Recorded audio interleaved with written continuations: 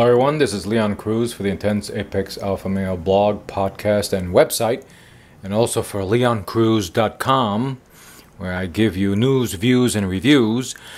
Today's August the 6th, 2017, and we'll be conducting an interview with Michael Hur, discussing various topics, starting off with Ken Okeefe and Zionism. So please stay tuned. Okay, we're on the air here with brother Michael Hur. It's been a while we haven't spoken. Well, Michael, you've been a busy guy. You've been putting out videos on all sorts of amazing and relevant topics to what's going on in the world today. And I've been noticing a lot of topics you've been covering based on prophecy that's unfolding. And one of the most intriguing things that has come to my mind is this. I'm a little bit, I'm still trying to sort this out. Now, we both know that the Lord Jesus gave Abraham a promise.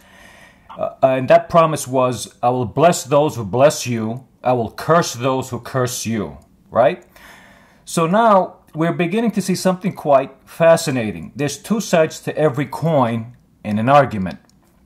And one of the things that's quite intriguing that I've been looking into is this gentleman by the name of Ken Okeefe. And he's talking about Zionism, which you and I both know is a political movement by the state of Israel to expand. And he sounds pro-Palestinian and pro-Iranian. And he goes on to say certain things like Israel is the problem and the United States is being fished in as the muscle to help them fulfill their agenda.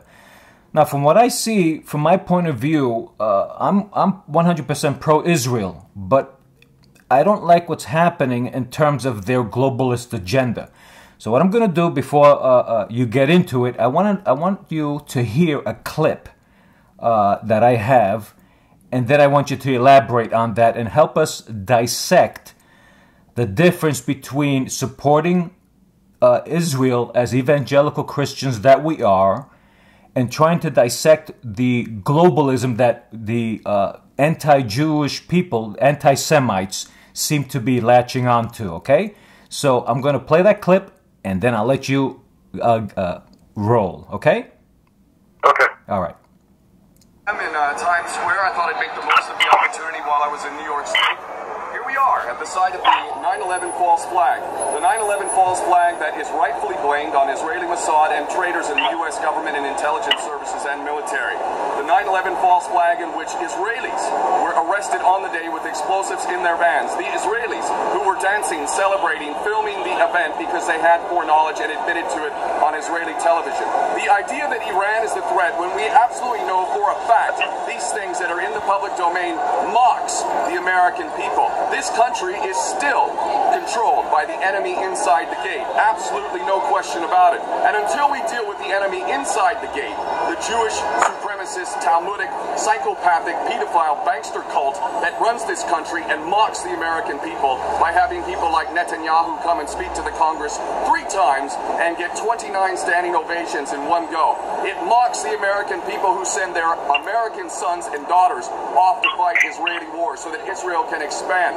Iran is not the threat. It is Israel who has 200 to 400 nuclear weapons, who now has the ability to deliver those nuclear weapons at any point in the world due to the Dolphin-class submarines supplied to them by Germany. It is not Iran who's been fighting wars all over the place. It is Israel and America that are the big threats here. And it will be American sons and daughters once again who are going to be used as cannon fodder to the tune of 22 American service members a day committing suicide because they're being sent off to fight illegal, immoral, unjust wars for Israel to expand. And make no mistake about it, the biggest threat that we face is not Iran and its mythical nuclear weapons program. It is Israel and its 200 to 400 nuclear weapons and the Samson option.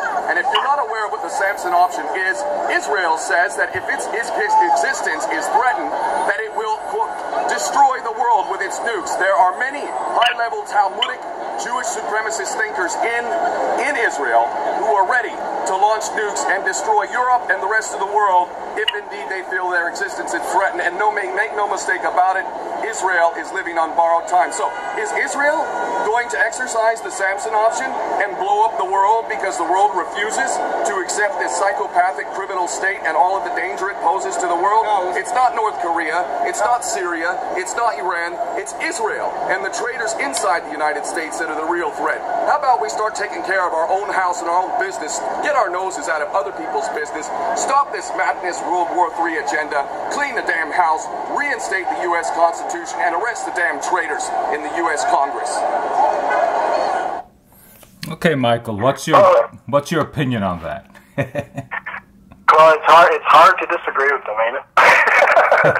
But he has some issues there in terms of internal anger with the American system. He's a former Marine, correct, or a former serviceman, so yeah. He didn't get treated. His company didn't get treated very well, according to him. Right. So sometimes that can produce some things. But anyway, I don't want to get into that. His views, they're largely correct. It's most of the wars that we've had since, I would say, World War I, and you can even find evidence before that, had a Zionism political aim to it. And it just seemed to, at first it was like under the radar, and it would just get bigger and bigger and bigger and bigger.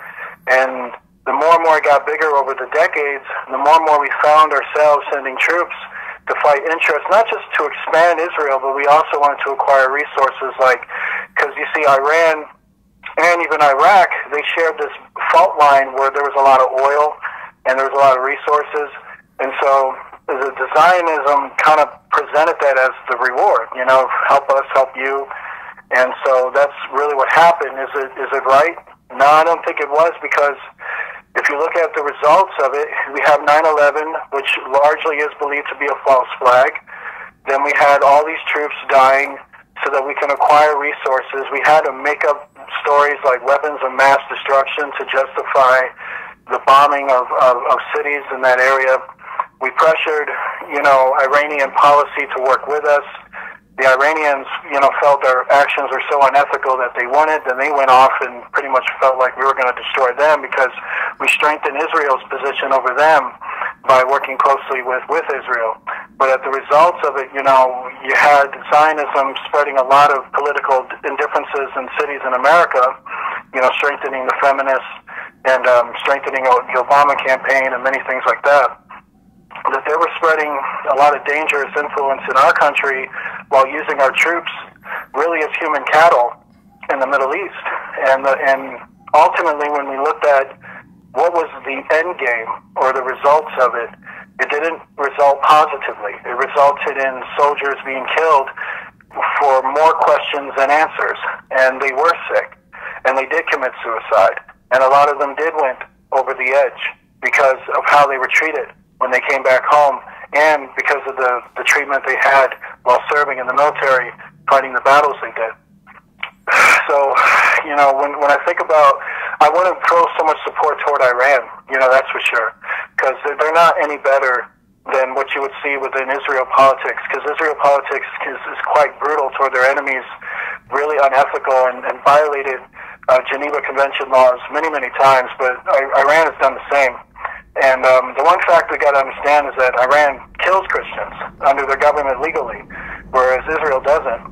But at the same time, Israel indiscriminately kills Palestinians in the same fashion that Iranian government officials, I should say, would kill Christians in their country, and they have done it. And so it's really a complex issue because American military interest works well with Israel, due to the fact we don't work well with the Islamic nations except for Saudi Arabia. We work well with Saudi Arabia, even though we'll overlook all the human crimes, crimes of humanity they commit in their kingdom. No. Whereas other Islamic states don't like us. They don't like us for nothing. They're in league with different Eastern factions. So those Eastern factions, don't like us within certain pools of their soup. So we work with Israel because Israel is willing to fight with us, relay information and intelligence that Mossad would gather, and it benefits us militarily in terms of information, but it also cripples us in regards to ethics, politics, and what's happening to our American people. It far outweighs this relationship that we have with them. I really think we can't just cut Israel off and go, okay, guys, get the heck out of here. We had enough of your crap. What we have to do is force them to reform their policies. Right. Also, Michael, he mentioned, Ken Okeefe did a video where you just mentioned that Iranians, they kill Christians, which I agree with you. But he was saying that they live in harmony. In other words, they live in peace with the Muslims. They're allowed to practice their faith. He actually did a walkthrough video showing that sort of thing. We know about that, sure. Iran isn't always violent. It doesn't always, normally that's a lot of Islamic cities that have good authority. They tend to, and if you look back into history, you'll find that too, that when they got good authority, which is to say very well-educated Islamic leaders, some could be priests and things of the sort, many of them have more of a conservative, more of an equal opportunity laws. Right. Because they realize that ultimately you can't do that, because you don't have every Islamic leader out there with some anarchy stuff. That's actually a minority of them. In Iran, you find that. You go to a lot of cities, very well, it moves very affluently. It's just when government actions happen, it's quite intense. So I would say that. It's like, it's not bad all the time. Right, and also you and I both know that the president of Iran said that he wants to see Israel at the bottom of the ocean. So you see, we're getting two sides of this coin. It's like you said, it's kind of hard to cut through it, because I've heard people say, as a Christian, we're supposed to support Israel because of the promises God made to Abraham.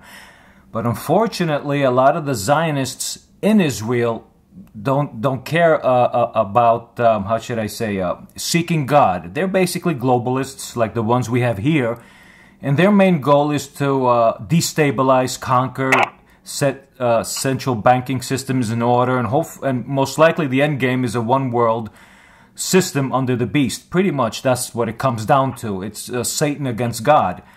That's the end game, basically.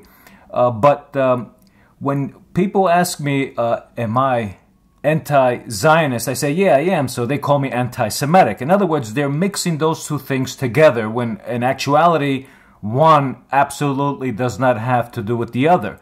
It's like when people talk about religion, they toss in Jesus Christ and the Word of God all in there and throw in religion. Religion is used to control people, absolutely, but that has absolutely nothing to do with Jesus Christ or the gospel, which is the Word of God. The Bible has nothing to do with that. These are man-made things to control the masses, because mankind is a fallen creature whose basic goal is control. I mean, that's what we see. That's what we've been seeing. Mankind has done a real piss-poor job trying to represent God in the Bible, just like the United States Constitution. It's based on Christian Judeo principles. The Holy Spirit moved those men to create a constitution where we can live in a representative republic.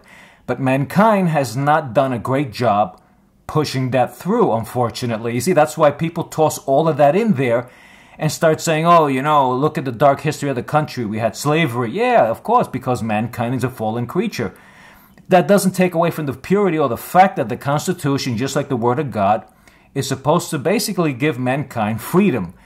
And most importantly, the Word of God to bring us back into relationship with God, not religion. What do you say to that, Michael? I say it's true. It's 100% true.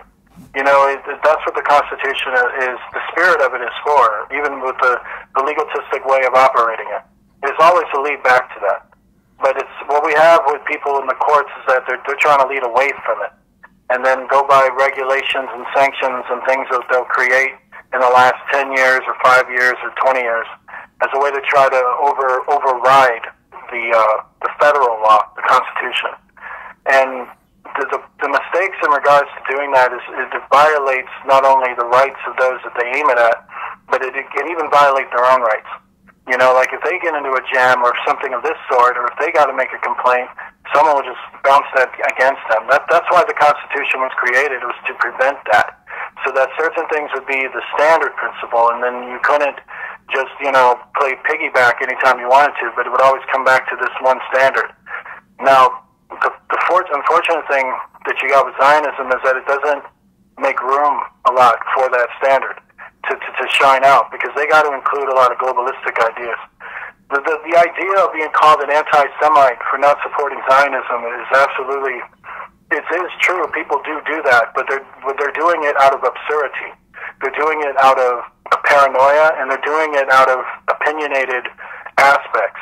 Because the truth of the matter is that there are Jewish people in Israel and in America and around the world who don't like Zionism. So does that make them anti-Semite too? They got... Bless you. Thank you. So I got a little hay fever over here in the Carolinas. Okay.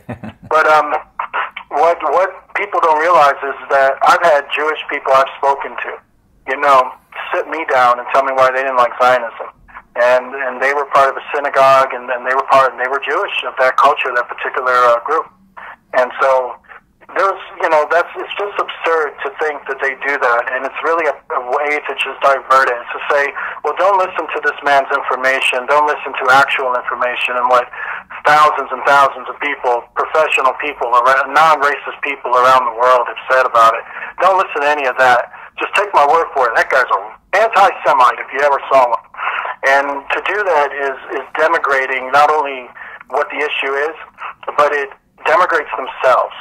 Because when we look at them for doing that, we're going, oh my God, are we really in trouble to realize that someone like you is driving a helm or driving an engine or driving a machine, a corporation, things of the sort, that a man like you who would treat me like a Nazi would just, judge me and label me an anti-Semite, for having actually an intelligent outlook on a Zionistic political party and not on Jewish people. There's nothing about talking about Jewish people. Jewish people are just Jewish people. Right. They're Jewish. Just like, anyone's Latin American, or if they're, that's their culture. No one's talking about that. Right. We're talking about politics, and we're talking about the Zionism politics. And this is what they don't want to admit. It's like, okay, is that what you're talking about? Yeah, that's what I'm talking about. Well, I still think you're an anti-Semitic. Where's your evidence? Right. Show me your evidence. Like, what did I say that said specifically against Jewish people as a culture? What did I say in regards to nothing? Not a thing. I even share the fact I have lineage with Jewish culture. Why don't I even say that if I wanted to be an anti-Semite? Yeah. You can't.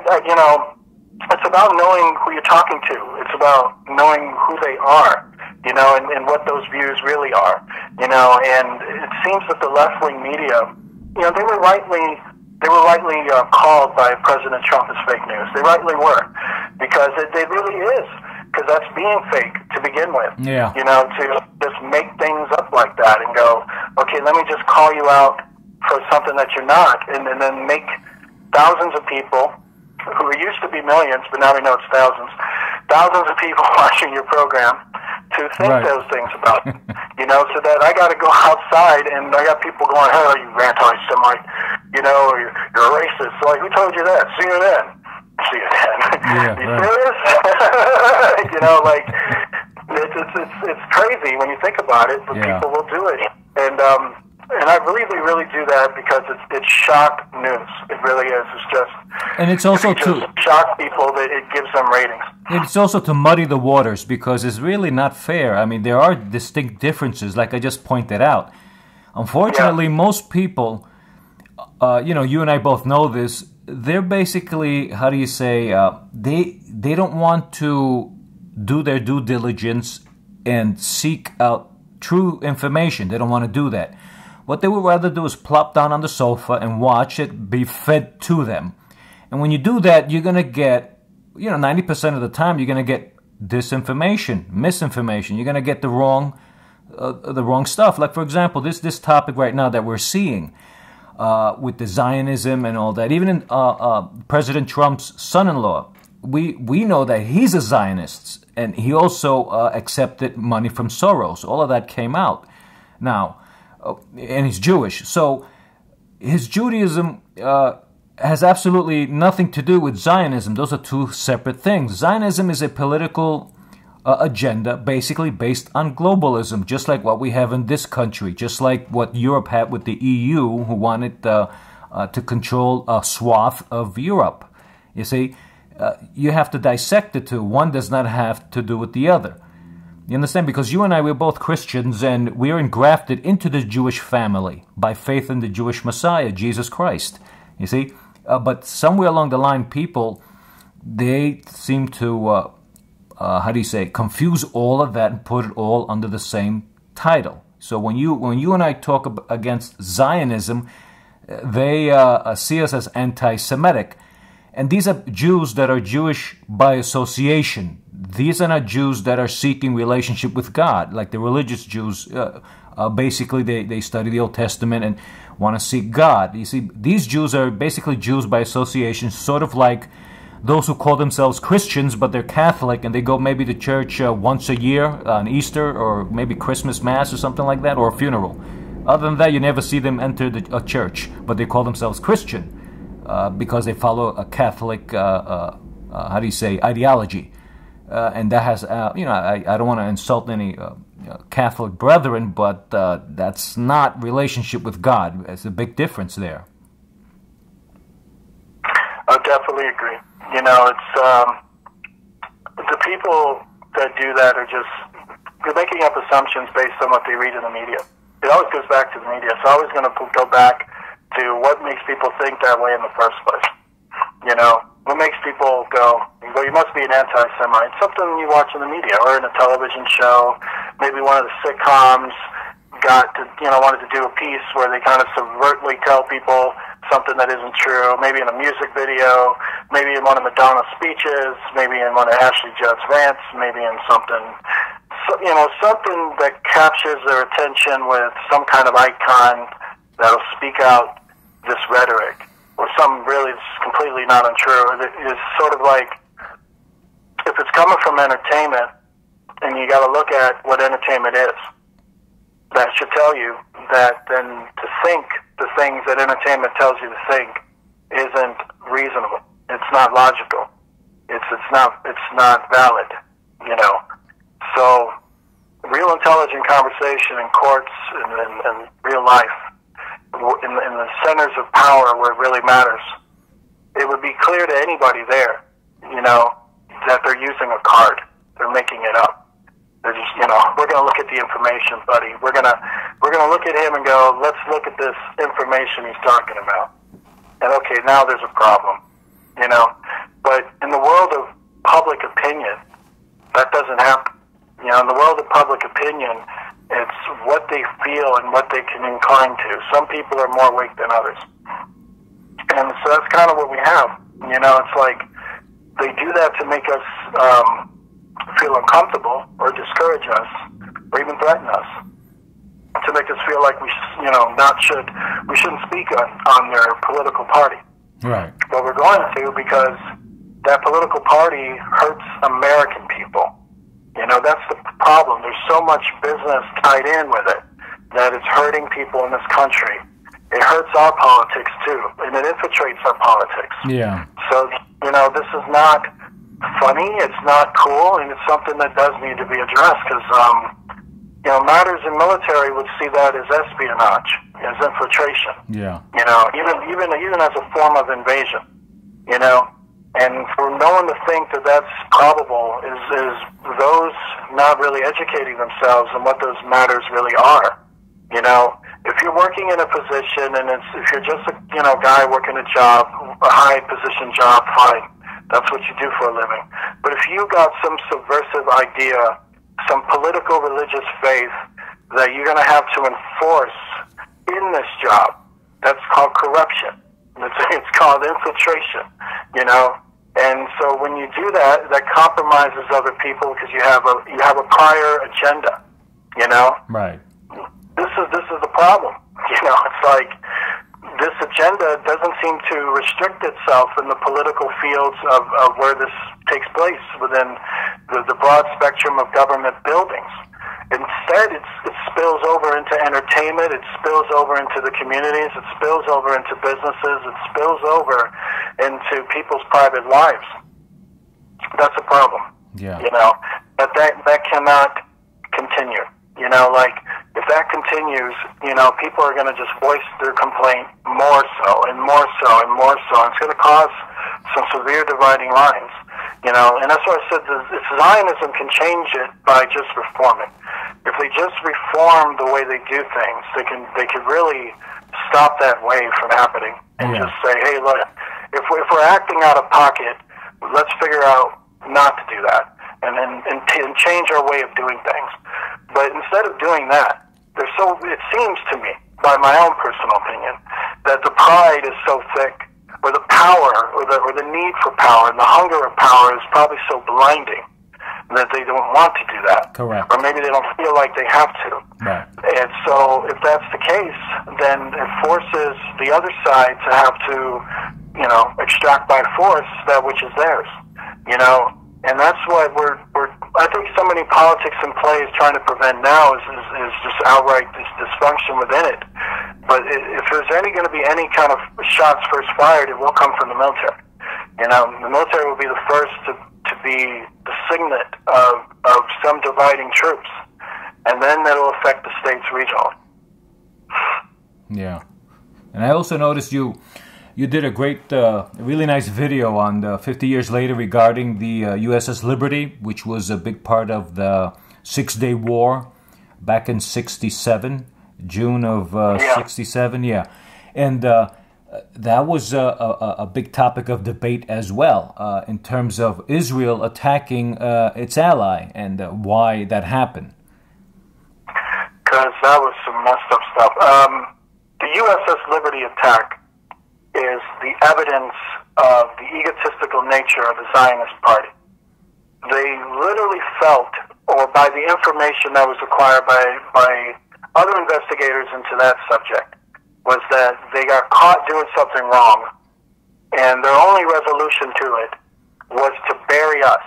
And on the other side, on the American side, it was believed that they pretty much figured that the Liberty could get caught, but then they can use the sinking also, you know, as a way to say, oh man, now we got to do something about the Egyptians. Now we got to help Israel. Yeah. Even though it would be Israel doing it. So it's you see these two factors going on, you know, these two possible factors, you know, but all the evidence points to that's probably what actually happened. And so what we got here is neither one pans out. Neither one does. The Liberty doesn't sink. It manages to derail its sinking, trail its sinking, and then they pretty much trailed that Liberty out until they were able to be reconnaissance. So it didn't fail. It failed. There was witnesses. And then Israel, they basically had to go back toward there, cover up what they did, and just act like, you know, these guys basically killed themselves in the desert. So Right. What's going on now is like, I'm sorry, go ahead. They violated the Geneva Convention, and they're trying to cover it up because, from what I understand, they slaughtered their own prisoners of war, right? Yeah. The Israelis. Yes, they did. It was right out, they did it right toward the coast shore of the Red Sea. Yeah, they just lined them up along that valley, and then just, slaughtered them all down. Wow. You know? Wow. Talk about the sins of mankind. Right, Michael? Talk about the sins of mankind. Yeah, wow. Yeah, like that's unbelievable. It's like, and they were tied up. That was the problem. It was like their hands were tied, and it was like you had them. You know, you could just drag them back to the camp and you know, have them sit. But instead of doing that, they just didn't want to feed them, didn't want to deal with them, didn't want to look at them, and that's what they did to them. And you know, so the Liberty was in range to actually capture that radar intel, you know, because they were a very advanced ship. So that ship had, you know, was equipped with very high frequency cameras and high frequency sound waves. So, you know, they caught the whole thing. So I'm sure that was going to be for military intel. You know, it wasn't going to get on the news. But at the same time, you know, it prompted Israel to go, oh no, man, I don't think we can let these guys out of our sight. And I'm very sure, because before you send an air squadron, that's going to correlate with somebody within Washington. So it's probably them, it's possible in my opinion, them going, we're going to sink this ship, and the other side going, fine. Yeah, that's what's believed to have happened, you know, and then the Liberty survives it. But what's horrible about it is our government would never, ever do that unless they were so tied in, so drawn in. They had some kind of deal with the Zionist party to such a degree that to make war on them at the time would just cripple this aspect of what they were doing to such an extent that they just had to say, you know what, it was a mistake, we're sorry, we thought you were Egypt, let's forget about it. And it was just hard for them to cover that up, because how can you think an Egyptian freighter is the USS Liberty, for one thing? Right. You know, like, it's a vast difference, you know, and the Liberty is, you know, got the flag flying, it's the middle of the daytime, the sun is beaming, you gotta be kidding me, man. It was terrible. So it was like, I don't, you know, to say we should have just gone to war with them, I would have to say we really should have had we should have had a prior preemptive attack, for one. We usually do. Before we declare a war, we kind of just show the enemy, this is what we're capable of, right. And then we are going to hit you the same way you hit us, probably worse. And if you hit again, then you're going to get taught a real lesson, because we'll declare war. It's kind of one of the things you would do to show a sign of force, is what they call it. Mm-hmm. But they don't do that. You know, it's like, so basically you're allowing them to feel good about killing our troops. Yeah, and also it had something to do with LBJ's telling them not to retaliate. Yeah. Right. It was his administration that ordered the air squadron to turn back, and if there was any prior deal before Israel sent the attack, it would have been with his administration. So he would have been a guy there. I mean, a lot of people would have called him a coward for that, and it is a cowardly act. You can't deny that. But the factor about it is he may have been in too deep with that party to such an extent that it may have crippled something. Now, I don't know what that something is other than national secrets, is what I would have to suppose it would be. Right. Yeah. You know, that's an amazing ongoing thing. I mean, you know, and we all know that Lyndon B. Johnson was as crooked as a dog's hind leg. You know that, right? Oh my God! Yeah. He was a psychopath. He has more lows and highs in his career. Yeah, it's quite, you know, it's quite sad, man. You know, the problem with the Democratic Party is like, I'm not saying the right wing party is any better. I'm just trying to say they tend to have some of the most crookedest people in history. Of course. Well, you know, you and I both know that the Democrat Party is a lot older than the Republican Party. You know that. The first Republican was the Whigs right before Lincoln began running. He was the first Republican to run, Abraham Lincoln. The Democrat Party goes further back. And we I know. Yeah, and we understand that the Democrat Party basically is for all the wrong things. That's just how it is. You just have to lay it out that way. They champion all the wrong things. I'm beginning to think that Satan is also the head of that party, that philosophy, that political philosophy, because they seem to push all the whacked out things. I'm telling you, Michael, like, for example, right now with the transgender thing, you got to see people. I mean, again, I'm also a libertarian in the sense that they could do whatever they want. It doesn't matter to me. The problem is when they force me to buy into their lunacy. See, that's where the problem begins. And it's funny because these same liberal Democrats try to make sense of all of this lunacy. And if you don't get it, something is wrong with you, not them. Yeah, I mean, you know who founded the Democratic Party was Thomas Jefferson was the leading founder. Yeah. And at the time when he founded, he was a member of the Hellfire Club. So that was a very satanic, superioric front that had a lot of, you know, insights on exploitation and using masses of people for the needs of the few. Okay. So wasn't Thomas Jefferson the first conservative per se? I mean, wanted small government and more freedom for the people? That's the duality nature of Thomas Jefferson. You see, like, Jefferson was a guy that, he started off like that, you know, being very conservative, being against the bank, being very, you know, driven in that way. But then the Hellfire Club and the British Society, opened up a lot more money, and then you had early bankers who were of that particular Jewish family, Rothschilds, I believe it was. They started to open up other ideas with Jefferson, and that was through the Hellfire Society, Okay. So Jefferson stepped into another world. So when he stepped into that world, that political ideology of that world changed the ideology he one time had. So when he came back in, he had this new way of doing things, and thus the Democratic Party. Oh, okay. That's an interesting piece of history there. Yeah, because I was always... true history. Yeah. Not many people ever touch on it. Yeah, that's interesting, because I was always taught to believe that Jefferson, the Jeffersonian mindset, was small government and a republic for the people, by the people, He still had some of those leanings in regards to our government, but he wanted to make it bigger. He wanted to see the United States as being the leading head of a world empire. Okay. That we would be the example for everyone to follow. He didn't want to see America swallowed in to just being part of another providential power structure.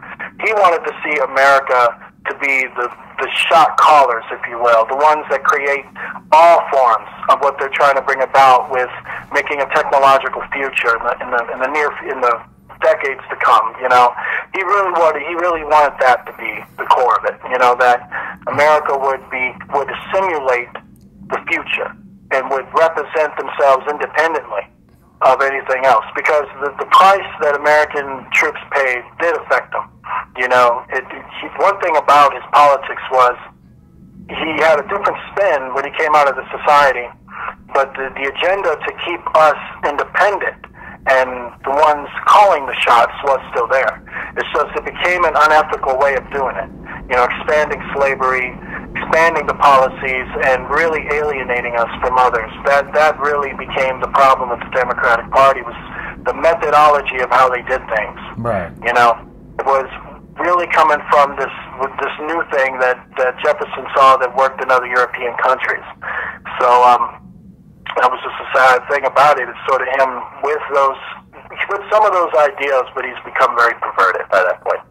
Yeah. And we see that the Democrat Party has successfully, I shouldn't say this out and out because there's still hope, but has successfully destroyed the black family. You know that. Well, they exploited them. I mean, the thing about when that party started, Jefferson was a prominent slave owner, and he was enjoying all the fruits and sins of that. I mean, his whole entire he had a harem. So it doesn't get any more, doesn't get any more freaky than that. Okay, it doesn't get any more unethical than that, and it doesn't get any more immoral than that when you have a harem in the 19th century. Early 19th century at that. So it's and in the late 18th century. So this guy had those ideologies. The Democratic Party did not include African Americans. African Americans were still working with the Federalists. And then, those particular groups were the ones still working with them. Through usually different lodges, like the Prince Hall lodges or some of the community structures they had, you did have free African Americans back then. So, but they were very, very, very, very few. So, but they would work, if they were working politically, it would usually be with the Federalists. But the Democrats at the time, they had no goal for them. They had no vision for them. There was no foresight other than there are slaves. And then that's why they fought so vehemently, trying to do all they could. Like right after the Republican Party freed them, that's why they went so vehement, trying to make them reduce them back into slavery again. They felt very threatened after that because a lot of the African Americans who were free at that point had ideas to just start becoming into politics as a way to survive or get things done, and they felt really threatened. And so for a time, the Republicans were helping them, and the military was helping them do that because we were militarizing places. So a lot of bad things happened. But it's just all these things culminated to the fact that the Democrats failed in regards to understanding the Bill of Rights and the equality of mankind also meant you have to free this plantation force. This plantation force has to come down, and the politics that hold it have to be depowered. It has to become illegal. Yeah. That's what they failed to do. Yeah. It's really something. We're really beginning to see, especially in today's 2017, we're seeing their behavior towards the backlash of Trump's victory back in November, and we're really beginning to see how insane they're becoming. And people that were once rational either break away from that philosophy and that political party, or they go just as cuckoo with them. And I work, like I said, I've told you before, Michael, I work in the education system, and you have to see a lot of these people, they're going wacko. I mean, it's coming to a point where I said that liberals in general, you never give them a position of authority ever, because they destroy everything. I mean, just look at Detroit, look at the cities that they control, the strangleholds like Chicago, you know that firsthand. Over here in New York City, we see all that wacko stuff going on. And I often say the only thing they're good for is cleaning dog crap off the streets. That's the only job they're qualified to do, because whenever you give them a position of authority, and even in churches, they destroy everything. Yeah, that's what they pretty much do, because they feel that they have to superimpose their will on people. It's one of the aspects of being a high-ranking Democrat is the ability to do that. So they practice first on urban plantation politics, or within their own businesses, within their own employees. And when they've done enough of that, then if they become more powerful within the political field, they'll practice on the masses of people they'll have jurisdiction over. I haven't found too many Democrats.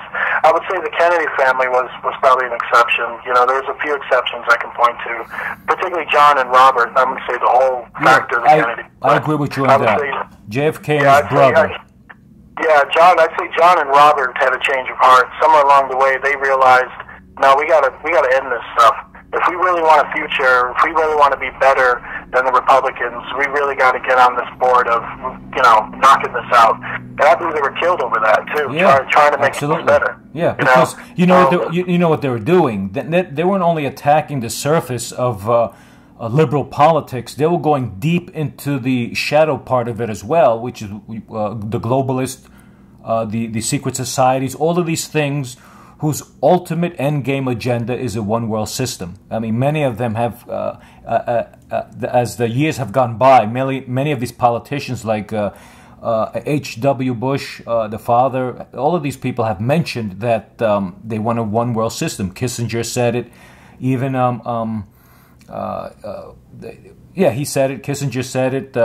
George Bush Sr. said it. His son said it. I mean, so it's in your face. We see it. That's basically the end game agenda. That's correct. They really want to expose that aspect. Expose that aspect of secret societies really being the causes of the politics that were swaying Democrats and Republicans. And Kennedy knew that.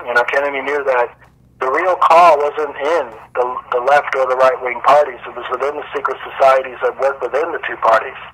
And he believed that if you cut the middle snake out, this will really alleviate and expose everything else and the reasons why they do things. So then they don't got to cover up and lie all the time and, constantly have scandals and false flags. They can just do things ethically. But, they were like, no, we can't do that because we don't want to be honest. Their tie-ins really were what they figured was national security secrets, but their real agenda was based out of fear. They made the wrong choice. Yeah. It's like you point out in one of your videos where a lot of these elites, they consult these demonic entities, because often as I converse, and I give Bible studies on Sunday, I tell them, whenever you see something going that doesn't make any sense and it's being trickled down to us over here, you can be sure that the elites are getting their marching orders from Satan or one of his minions. I mean, this is a fact. You could look at the pyramid and the dollar bill, and you could see the eye floating over the pyramid, which means that the reason why it's not connected is because that eye is only for a select few elites, like you pointed out in many of your videos, like when the South Americans went to space. Many of these priests worshipped these gods, these demonic-looking gods. And keep in mind, the general public didn't see or know anything about this. Unfortunately, what they experienced was the outlash of the orders given by these demonic entities.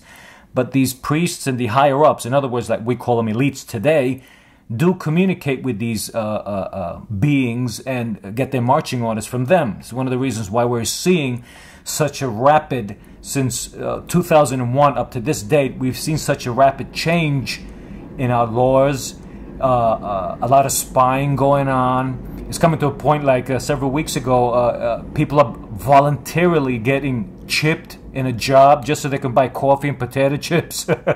You understand? We're beginning to see all these crazy things going on and people lining up for it. You see?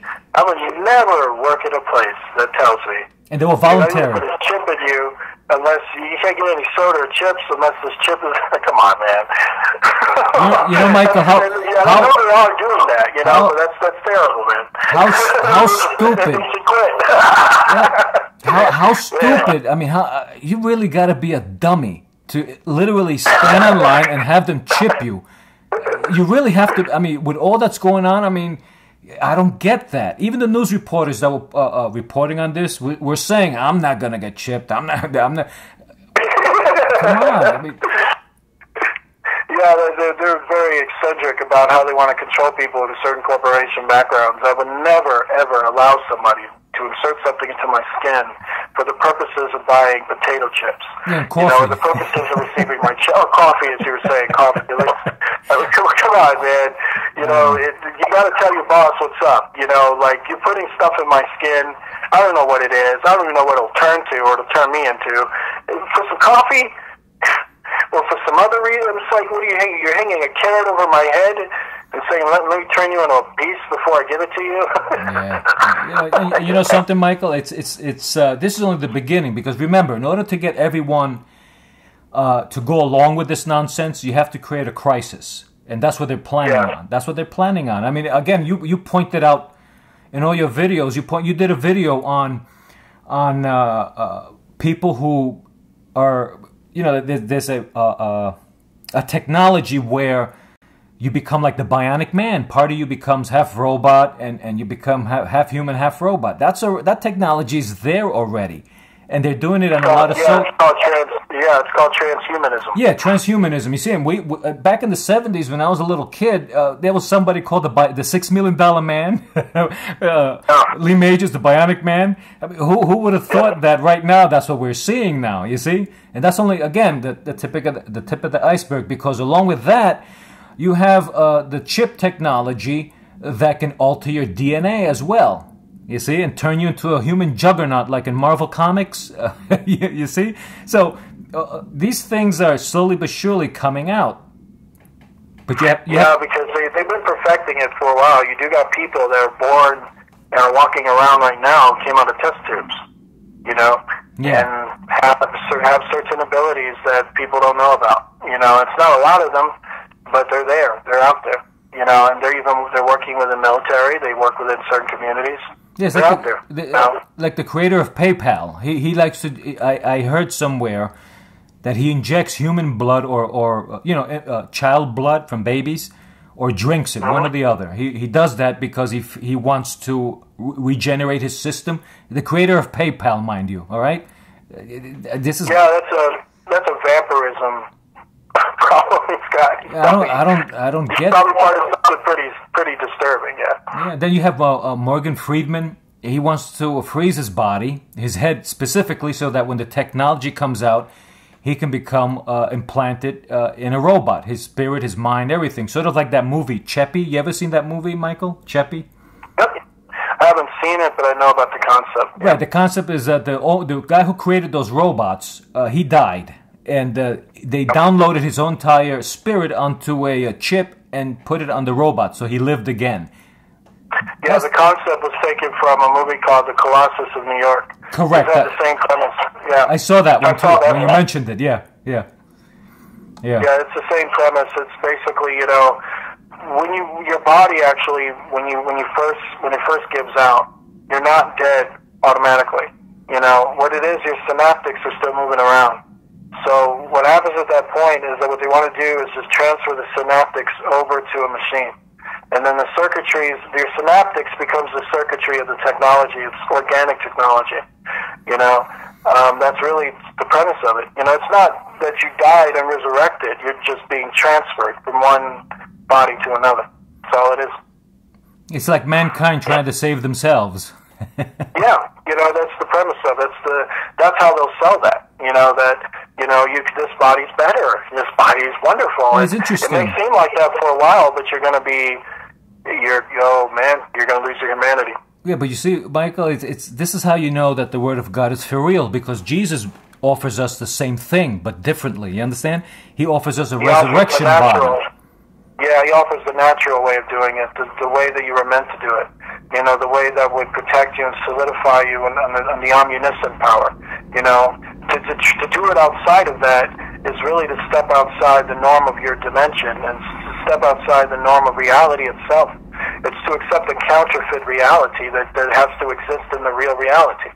This is why people don't understand that resurrection and the way God is presenting it is better, because you stay within the normal reality and you achieve eternal life.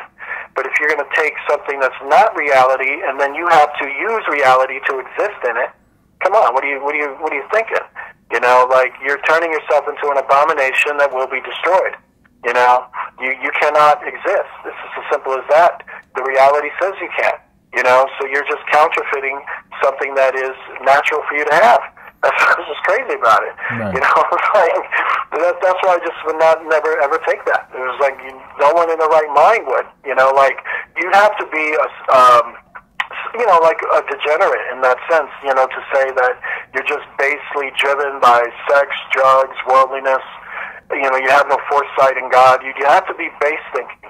And, you know, lower-minded thinking in that terms of probably limited education, a person of a sinful heart to the degree that they have a lack of empathy, you know, to do that, you know, because if you look at the long-term objective of it, it's nuts, you know. And then what if the body fails? What if there's a malfunction? What if the technology doesn't take? You know, what if there's certain things with it? You know, are you serious, man? You know, that's also incorporating, since it's organic technology, it's also a living technology. So you're not just you in there, you're you with somebody else. It's the two fusing together. So you're not even your own self. Yeah. You know? Yeah. You're something, you become something else. Yeah. And it can't be a good feeling. No. And it's like mankind is trying to play God. Basically, that's what we're seeing with the globalist agenda, is basically Satan against God. It's always been. It's a battle that's been going on since for a millennium. But we're beginning to see the trickle-down effect with all of these things that are happening, plus the fact that knowledge has increased. We're talking about things now that were basically just theory about 30 years ago, and Jesus said that in the end times knowledge is going to increase. So we're beginning to see now a lot, the globalists' agenda, the elites, the Illuminati, the NWO agenda, all of these things being exposed.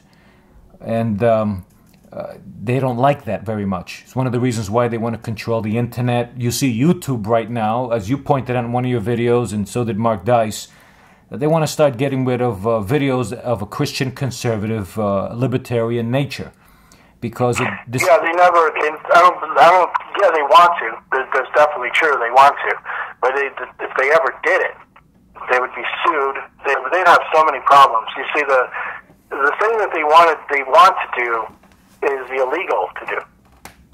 That's the absolute factor of it. Like, if you go back to the Steve Jackson's game case and everything else, right? We actually have a legal right to be on the internet. If they had the power, we'd be off right now. Right now, they would just, bam, we'd disappear.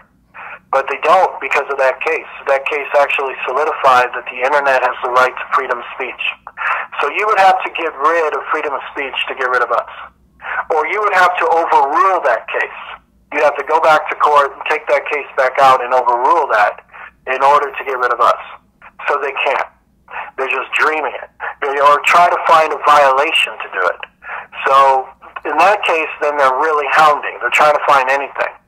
And then in the other case of the algorithm control, that's also a violation of our rights. But they can do it on a level where they can claim some kind of misleading violation to do that, but it's still illegal to do because it's still violating the right of freedom of speech or fair play or within the regulations. But since they control the regulations, they'll try to say we'll defer to our definition. So what you get is red tape. What you get is two people bouncing back and forth about who they feel, how they feel they should do things, and how one person says you should do things by the way you present it. You know, and that just reflects bad on them, because what will happen is eventually someone will open up another service. Yeah. And what they're going to do exactly, what they're going to do is say, hey guys, in my service, I don't screw with views. I don't screw with subscribers. Just go ahead and just do what you're doing. And then, of course, we're going to be like, yeah, guys, it's over there. And then you really see what we are, well, you know, how the reality really is, you know, whereas you're just seeing a delusion from Google, but you're still benefiting, so that's great. Yeah, and it's already happening. If YouTube continues with its 2-year-old attitude, what's going to happen is, and it's already happening, they're going to have some very serious competition now. They're going to go by the way of MySpace, which was what Facebook is now. And it's not only YouTube, Michael. It's Google. They're a bunch of pansies, and the same thing with Facebook and Instagram. They're a bunch of little sissy girls. I don't understand that type of behavior. It's their bosses. It's who they're working for. You know, that's the sad part about it. If you ever talk to a lot of the tech guys or a lot of guys there, they actually do have a lot of their belief structures are of an awakening sort. It's that their bosses aren't. You know, it's like their bosses come in with, okay, we're doing this. And you pretty much know why you're doing it, but you're not really told why. You're just ordered, this is what you're doing, otherwise get off the chair and go home. It's really that kind of case where you got, you know, the bosses, and the bosses are mostly feminists. So that's why you get that. You get this pre-dictatorial, Nazi-like behavior in the way they do things, you know, because feminist is all about rearranging your whole belief structure, which to do that violates every single right you have. So they bring that mentality into the workplace, even if the employees, no matter if they're male or female, do not agree with those views. It doesn't matter, because they're sitting back in the department and they got to work the grid, and they're ordered to do it, you know. So you may have people who watch your channel or mine, you know, are a subscriber, being forced to regulate the algorithm because that's their job, you know, and they're hoping maybe one day, you know, the political aspect of their company may change to be more fair, you know, because they know too. They know that, you know, by doing that, by silencing them, you know, that destroys the heart and soul what this was supposed to be about to begin with. You know, this was supposed to be about what the government was refusing, or the media was refusing to do, to give a fair outlet on information, or on teaching, or on creativity, or on art itself. By restricting other people is violating that, you know, and they realize that. You know, they know it's like, they know practicality. They know if I don't like something, I change the channel. But I don't call up the network and go, take that channel down and reduce their ratings, and, you know, you don't do that. That's crazy to do that. And they know that. They know it outside of religion or anything else. They just know it instinctively. That's crazy. You just don't do that. You just change the channel if you don't like it. You know, it's like that's the mentality and generation they came from. It's like they came from, you know, you change the channel. Okay, I don't like that. I change over here. I like that. Change over there. But you don't call up the other network and try to figure out a way to screw them like that. You know, they know that's something you just don't do. But that's what their bosses do. That's what their bosses tell them to do, and that has to suck. You know, it's sort of like you're sitting back going, boy, I'm going to do a lot of drugs and forget about this day. You know, why do you think they have so many problems like that? Why, you know, they're so isolated and they feel that way? You know, it's because it sucks. It sucks for them, and it sucks for us too. Yeah, you know, and you know, it's again, we're beginning to see a lot of changes going on, and also you've mentioned in one of your videos that you got rid of your Facebook account. Tell me what happened there. Oh, I was getting viruses. I was getting viruses for the past 4 months, and so they would cost me about $200 a pop to fix. So I was really suffering from that, you know, and it was depleting into the fund. I had very little funding to pay mortgage and everything else, so I was really hurting, you know, and I was really worried too, and I kept wondering where that was coming from, you know, in terms of why am I getting hit with these viruses. And the last one I got, I was talking to the tech engineer, and he told me that he traced the signal back to Facebook, and he also traced the prior ones back to Facebook as well. Wow. So it says that you got somebody there sending you a virus through Facebook, and that's affecting your system here, and that's why it keeps crashing that way. And I was like, you gotta be kidding me. So when the last one came, and I was lucky, I got lucky, he didn't charge me for it. So I got very lucky, very blessed, you know, that he took sympathy on me. And he was like, no, I'll fix it for free. And he actually did. And then after that, I canceled it. That was it. I was like... So let me ask you this, Michael. Let me ask you this, Michael. Could you trace who was sending you those... He can, but he said he can't release the information because I'm not a police. I don't represent the FCC, nor anyone within the NSA or DoD department. Says you don't represent any. If you don't represent any law enforcement authority, I cannot release that information. That's what he said. Okay. He said that the information was there in front of him. Says he does know it was, but he says you can't do that unless you're a federal, some kind of authority to demand that. And since you're not, you can't do that. Oh, okay. All right.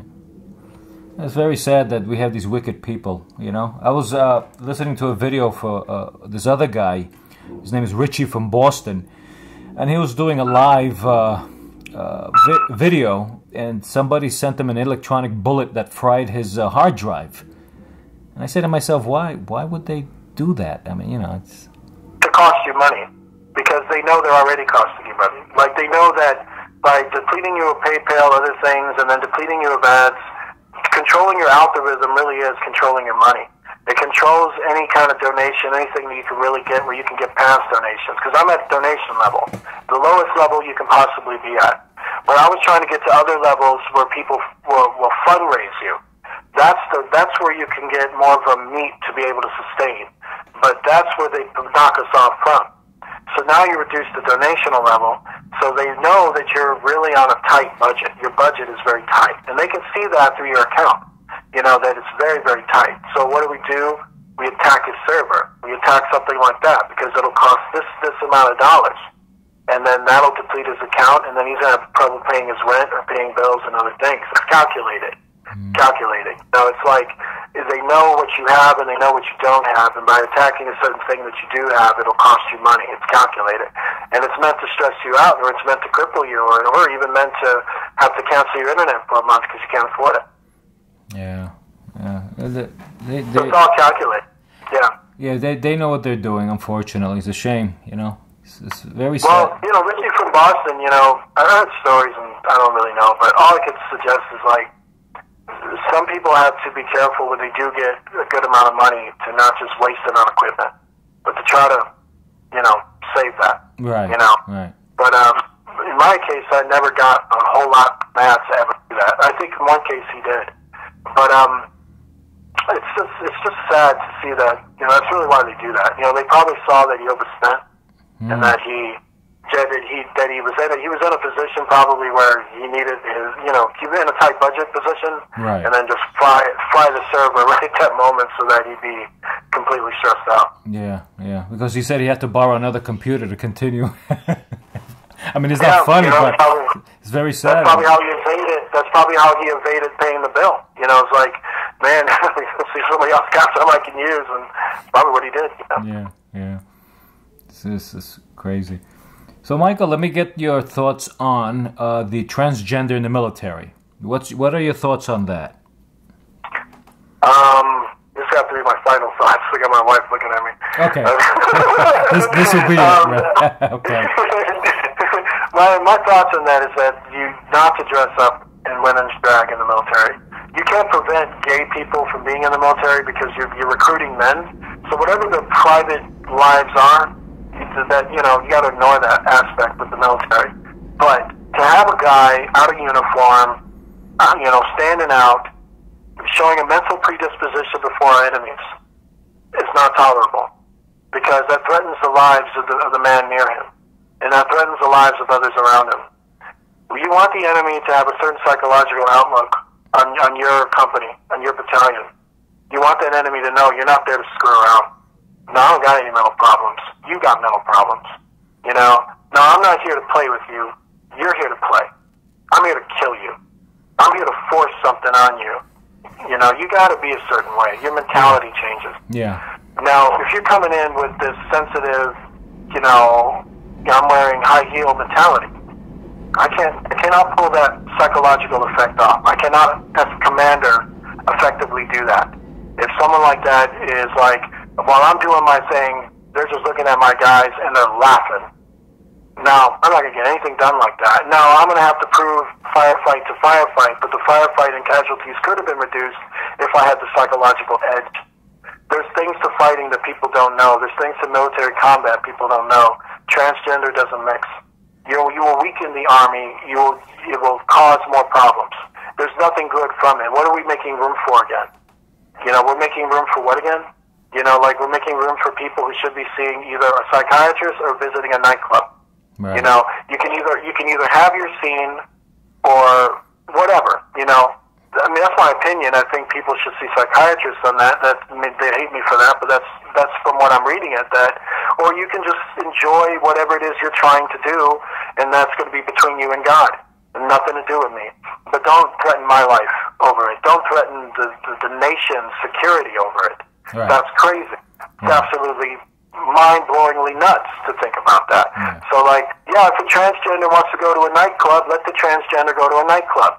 But if the transgender wants to join the military and put him on the front lines, my God, do not do that, because you're going to kill so many people and cause so many problems. Because we need, military fighting is all psychological edge and positions. It's like, it's a game of playing risk, but it's a risk with some hardcore mentality. You know, you can't have that with transgender. What are you gonna? Come on, man. You know, we usually dress up the enemy like that as a way to mock them. Yes. I mean, you know, what the hell are we doing? Yeah. You know, we're gonna mock ourselves. You know, like, come on, man. Yeah. You know, let's get real.